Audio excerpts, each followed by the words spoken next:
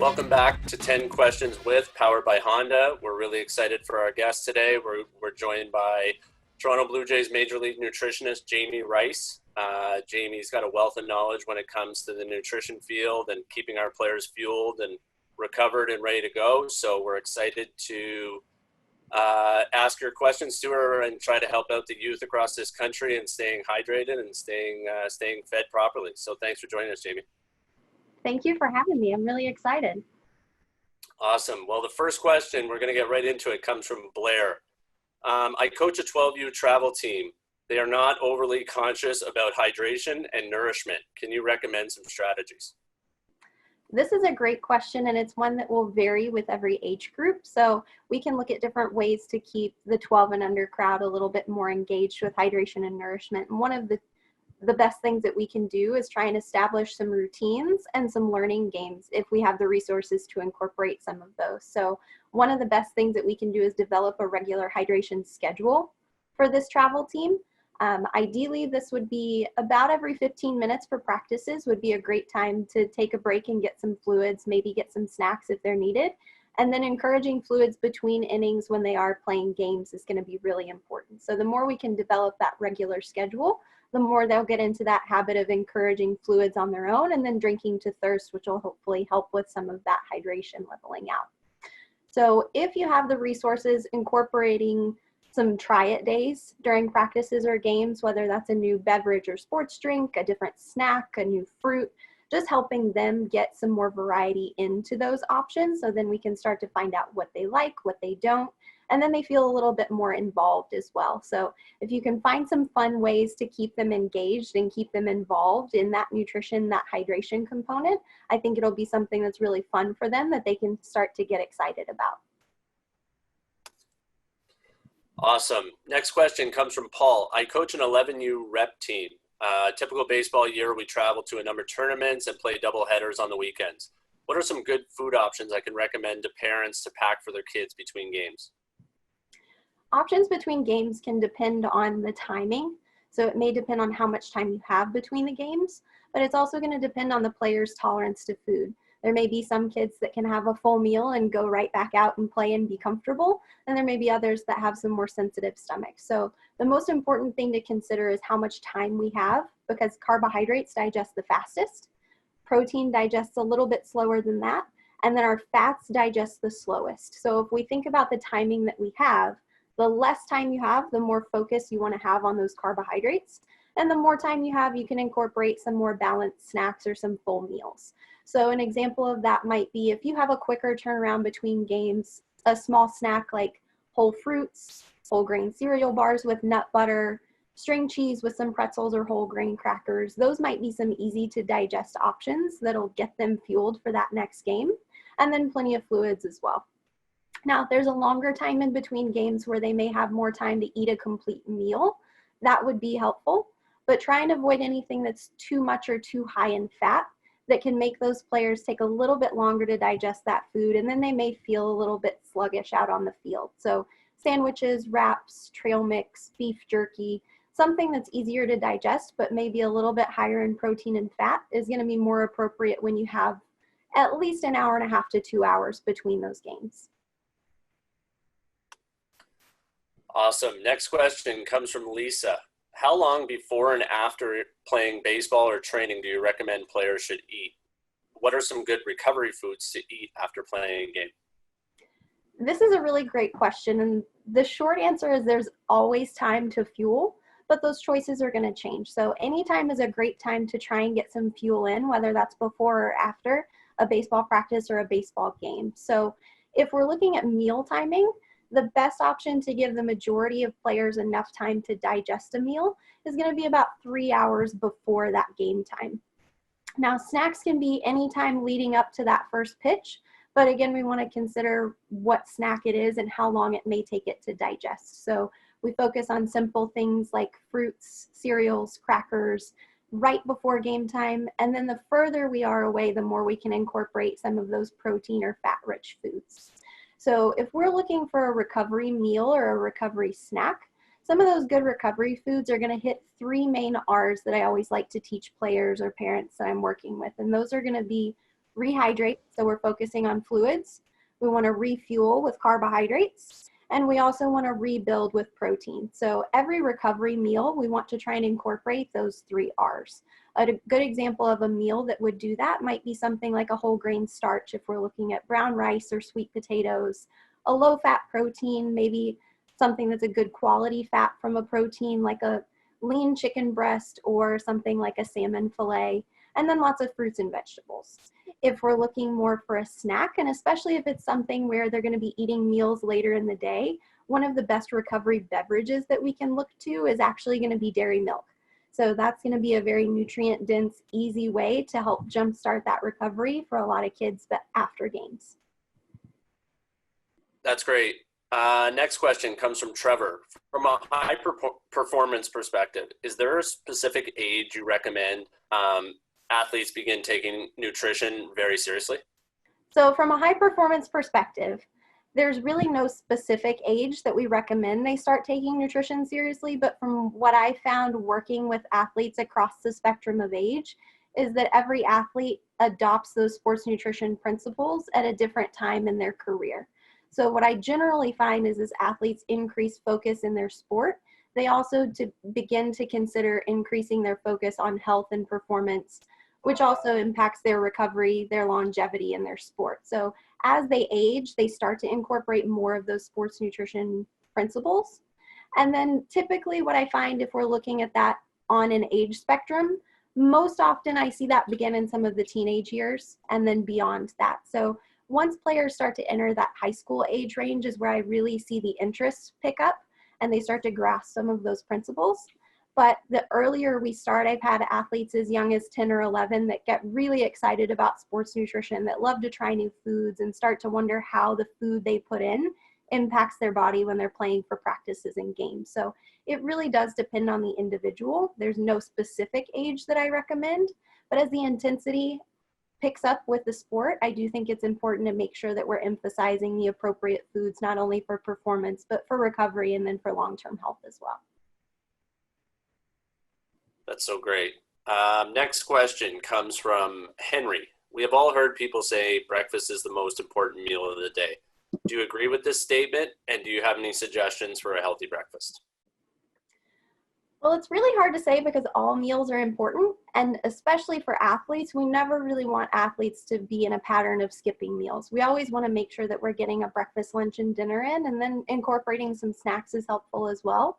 But there are studies that show that kids who eat breakfast, in particular before going to school, actually have better test scores and do better in school. So that brain runs on those carbohydrates and those same nutrients that the rest of the body runs on as well. We want to make sure that we're fueling the brain for that academic success, just like we are fueling the rest of the body for performance on the field. So I do agree that breakfast is especially important, especially when we're looking at those school-age kids and they are heading off to school in the morning.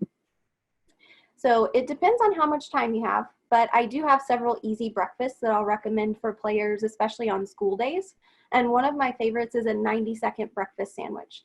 So if you have a microwave-safe cereal bowl, to crack an egg or two in the bottom of that, microwave it on about 60 seconds, depending on how hot your microwave gets. Make sure you cook that egg completely. And then add that to a whole grain wrap or some whole grain toast. Put on some veggies, some extra cheese, some hot sauce if you like, and you've got a 90-second breakfast sandwich that can be eaten on the run.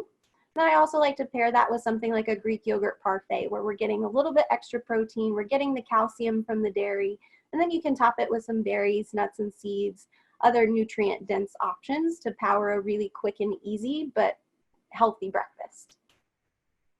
Now, one other tip that I usually have for picky eaters is if you have a player, if you have a child that doesn't like breakfast, maybe offer some alternatives that aren't traditional breakfast foods. So just because they're eating in the morning doesn't mean that it has to be a traditional egg-based breakfast or something that we as adults might usually associate with breakfast.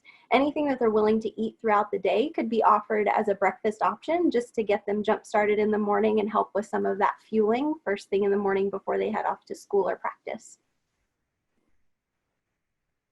Awesome. Next question comes from Cody. How do the nutrition needs of a player change as they get older? And how would the needs change between a player who is 10 and a player who is 16?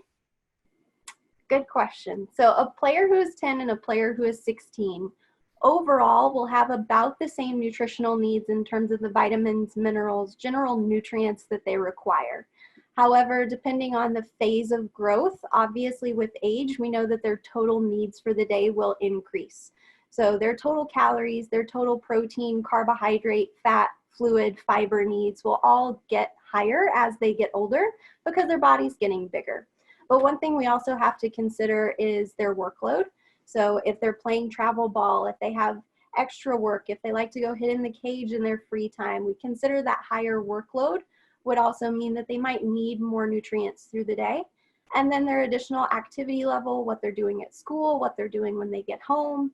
And then that phase of growth is something to consider as well, because we've all seen 10-year-olds who are developing and growing really quickly. And we've also seen 16-year-olds who it's hard to keep enough groceries in the house to feed them depending on that phase of growth that they're in. So most of the general nutrient needs will be similar, but as they get older, their needs for things like B vitamins, vitamin C, calcium, iron, magnesium, zinc, all of those needs are going to get a little bit higher for somebody who's a little older than maybe that 10-year-old athlete.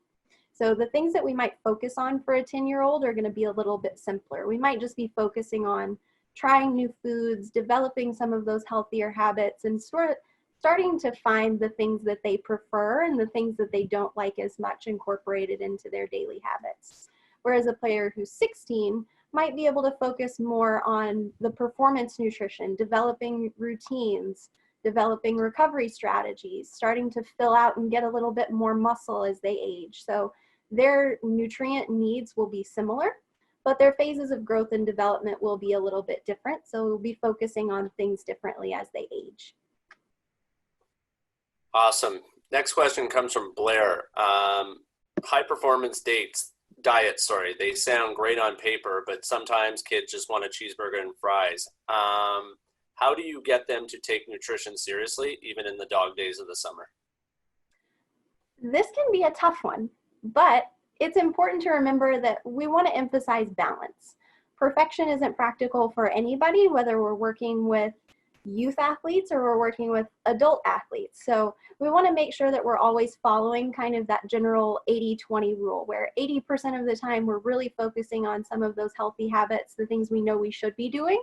And that other 20%, we can have a little bit more freedom to indulge in some of those things that we really love, like burgers and fries.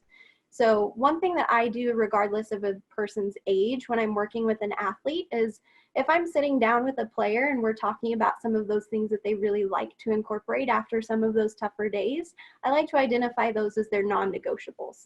I like to find out those things that we have to have just to keep us sane when the going gets tough and we're in the middle of those long days. So for some, that's going to be things like cheeseburgers and fries. And then what we do is we try and find a strategic way to incorporate those. That way, if we're planning recovery meals and we know they're going to have a cheeseburger and fries, maybe we plan that before their next off day. So it's not going to impact their performance as greatly as if they're eating that in the evening and then maybe they have a morning tournament that they start the following day. So we try and be very strategic with when we plan some of those indulgences. So we're still having that break from the monotony, but we're also still making sure that that benefit is purposeful. So emphasizing those good recovery meals and habits over the long term is the most important. If we happen to have burgers and fries, or if we have some of those recovery meals that may not be as nutrient dense every once in a while, it's definitely nothing to be concerned about. We don't expect anybody to be perfect. So what we really want to do is just emphasize the good things about what we're doing with all of the other meals in addition to that. That's awesome. Next question comes from Adam. Are there any hydration drinks or energy drinks that you would recommend for a child? Or is water really the best option? Adam wants us to remember that kids hate water. Kids hate water, and sometimes adults hate water too. So I get this question a lot. And this one can be really tough to work your way around, especially if you do have athletes, younger athletes that you're working with that really don't like water at all. So I sympathize with you if that's your situation. But in general, I wouldn't recommend anything that's caffeinated. If we're looking at the traditional definition of an energy drink, I wouldn't recommend anything that's caffeinated to give any energy to any of the youth athletes that we're working with. So the best thing we can do is try and encourage water as much as possible, and then offer more alternatives, either to give them a break from the water that they're drinking throughout the day, or it could be something that's a little bit more purposeful during those games or practices. So if it's less than an hour in duration, water still really is the best option for hydration. But as practices get longer, as we're playing in the heat, as those needs increase for things like carbohydrates and electrolytes, it's helpful to start incorporating some sports drinks. So that's perfectly appropriate to include. If it's just a situation where it's through the day and you're trying to get players to increase their hydration a bit, you can try other options like fruit-infused waters. I like to use those in the summer if you have any watermelon or any leftover berries around, just to add a little bit of flavor. So you could use diluted fruit or vegetable juice blends as well, when it's just something that they're trying to sip on instead of water. But in general, we really want to try and encourage some sort of low sugar beverage as much as possible. As athletes or as people get older, you have additional alternatives with things like non-caffeinated herbal teas. Those may not be as acceptable for younger athletes, but when you have some that start to get a little bit older, things like iced green tea, iced hibiscus teas can still offer hydration benefits while not adding things like sugar or caffeine that we may want them to avoid a little bit more. So when we can opt for some of those natural lower sugar beverages in place of water, definitely try to encourage those. But by all means, the best thing we can do is start encouraging some of those regular hydration habits and start modeling some of that behavior with our water consumption. So that's something that I really try to do as well with a lot of my players, even into adulthood. If they see me drinking water, then they're more likely to remember themselves that they need to be hydrating. Yes, absolutely. Next question comes from Jake. What are some of the things you wish youth sports communities did better as a collective group when it comes to nutrition? This is a really good question. And I think there are a lot of things that we're doing already where we've really come a long way in recent years. I feel like people are focusing a lot more on nutrition than they have in the past. I think we're really starting to make some great strides in this area, but I do still think there are a lot of things we can do collectively to start encouraging more nutrition habits as they get younger. So the most important thing that I try and tell everybody I'm working with is to start as early as possible with kids and to try and make it something fun. So nutrition lessons are not exactly going to be well accepted for kids, but there are always teaching moments when we're preparing meals or when we're having snacks, when we're taking water breaks on the field, where we can incorporate some educational components and we can make it something fun that we can keep them interested in. So something that's really important to remember is that habits are really hard to break, both as children and as adults. So if we can encourage development of those healthy habits really early on, then we're not trying to break some of those less healthy habits the older that they get. So encouraging and modeling some of those healthy habits is going to be a really important strategy that we can all do to help support the younger generation in adapting to some of these nutrition principles that we want to include. If there's one thing that I would say that we can really do to help improve that, I would actually say that we can start to break down some of those barriers where we as adults try to label foods as inherently good or inherently bad. I think right now, because we are so much more conscientious of nutrition than we had been previously, there's a tendency to label things as too high in sugar or too this or too that. And the more we do that, I think we can create some confusion with kids, because then we're creating a divide between the foods that we identify as things we should eat and foods that we should never have. So trying to teach them the importance of balance and how to incorporate everything is going to be really helpful and can help to avoid any source of judgment or kind of demonizing some of those foods that we as adults know we should have less often, and helping just create a level playing field where everything's accepted, but we may be encouraging things more than others. That's great. Last question comes from Amir. Can you talk about a mentor or a coach you had in your career development that meant a lot to you? I have had so many that have meant a lot to me in terms of just my development throughout adulthood and my development into a nutritionist for athletes and what I do on a regular basis. So I think the one thing that I can really identify with is I myself was always a competitor when I was younger. And so I gravitate to mentors and coaches that really model a lot of those same coaching behaviors that we see from athlete and coach relationships. So there are several people that I think of when I get this question, but I think in general, what they've all done for me is they've offered genuine, specific feedback when I needed it. So whether it was the first handouts I was making for players, or writing presentations, or delivering presentations, being the leader for a meeting, they were always the first ones to help break that down for me after something was over and offer me that specific feedback on things that I was doing well and things that they thought I could do better. So I always really appreciated that. And they really did kind of emphasize when I could do better. So there were times when I needed advice, or when there were things that I felt I was doing well, and they were the first people to pull me aside and say, this is good, but you can be better.